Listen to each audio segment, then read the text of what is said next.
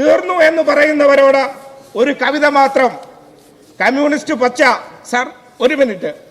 കാടെന്ന് പറഞ്ഞ് വെട്ടിക്കളയാറുണ്ട് പലരും, വളമില്ലാതെ വളരും, ഏതു മുറിവിനും മരുന്നാണ്, ഒരു തല വെട്ടിയാൽ ഇരുതലയായി വളരും, ഒന്നിച്ചു വളർന്നൊരു കോട്ടയായി നിൽക്കും, ഒരു പൂവിൽ നിന്ന് ഒരുപാട് ചെടികൾ ഉയരും, വേനലിൽ ഉണങ്ങുമെന്ന് കരുതും, നിറം പോകും, ഒരു തുള്ളി മഴ മതി ആ കമ്മ്യൂണിസ്റ്റ് പച്ചപ്പ് തിരിച്ചു വരാൻ.